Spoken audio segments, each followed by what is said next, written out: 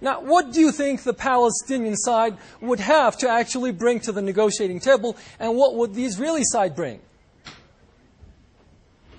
Well, I think the Palestinians could do away, for a start, by not voting for such an outrageously extremist, anti-Semitic organisation like Hamas. You just have to check the Hamas Charter and its definition of who it wants to kill. It wants to kill Jews. It just doesn't confine this to Israelis.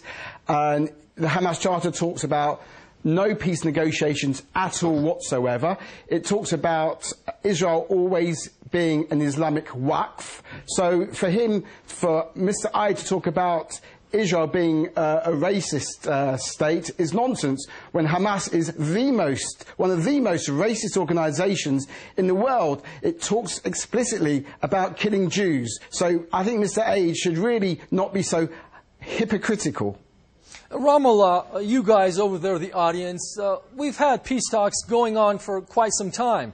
Now, have there been any positive results? Have they been effective? Well, like since Oslo agreement and like after that there have been many agreements and the Palestinian Authority has been signed with Israel. And I think in all of those agreements, we were the loser. And I think that it is the right time, as a new generation, to think about it, that we are not going to lose anymore. Because like it has been like since 1948, over 500 Palestinian villages has been demolished in Palestine 48. And now the Israeli government are building the wall, the expansion of the settlement. And always when they talk about peace, they talk about like they don't have the right authority to negotiate with. So I think we don't agree with any negotiation anymore, and now Israel have to stop violating and humiliating the Palestinian. And there is no, like as I told you, like we are the loser. We are the one have to pay the price always. This is the right time for Israel to pay also the price if they want to have peace and if they want peace with the Palestinian. And with the expansion of the settlements, with building the wall and with ghettoizing and ethnic cleansing Palestine, it will be no peace for the new generation. Because if any of us he want to come from his village to Ramallah or to any other from any other city to come to travel, we can see also the attack of the settler against us. We can see also like over 300 checkpoints in the West Bank.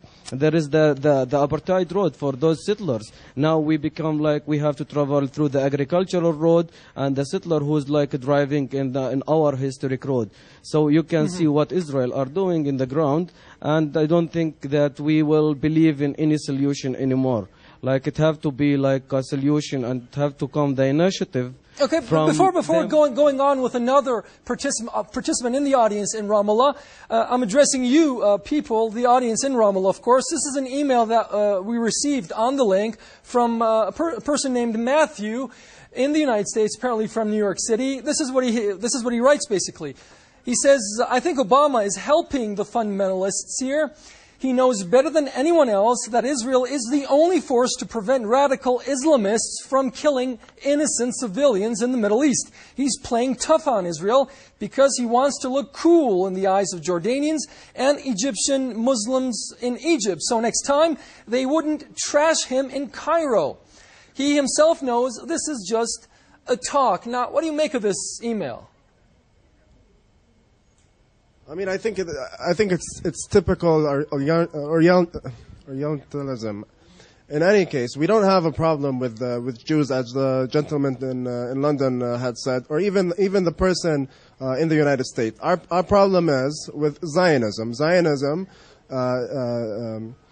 Colonial occupation. The Zionist colonial occupation. That's the problem. Zionism is the vertebrate of Israel, and the Zionist movement is racist. If you're not Jewish, that's it. It's full stop. So when we talk about peace, etc., it doesn't make any sense, because at the end of the day, they want what they call a Jewish state, empty of any Arabs, Palestinians.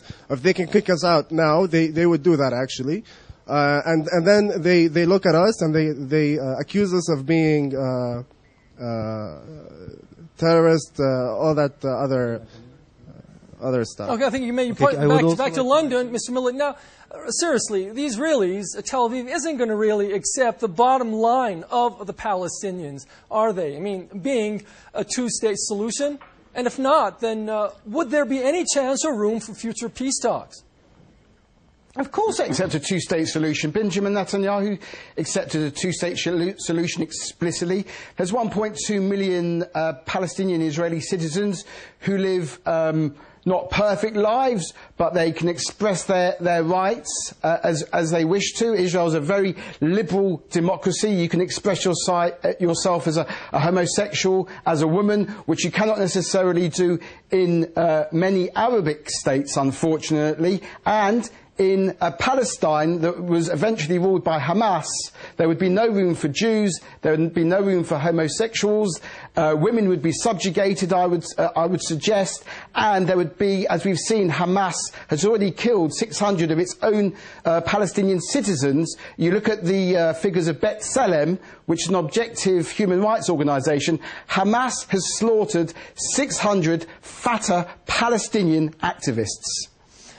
Professor Eid in Gaza, Mr. Miller in London says that, of course, Benjamin Netanyahu, on behalf of the Israeli government, does have an idea, a vivid and clear picture of what he wants and wishes for the Palestinians as a sovereign state. Now, how do you picture that? Well, I think it is impossible right now to have a sovereign, independent Palestinian state on 22% of the historic land of Palestine, thanks to Israel's policy of settlements and thanks to Israel's policy of genocide and ethnic cleansing and the expansion of settlements. Now, let me take you back to 1993 when the Oslo Accords were signed, and we were told that Israelis were serious about peace in the Middle East. The number of settlers in the West Bank and the Gaza Strip then was 193,000. The number of settlers right now in the West Bank alone is over than 500,000, over than 500,000, which tells you that Israel is not really serious about allowing the Palestinians to have an independent Palestinian state. Israel has expanded Greater Jerusalem.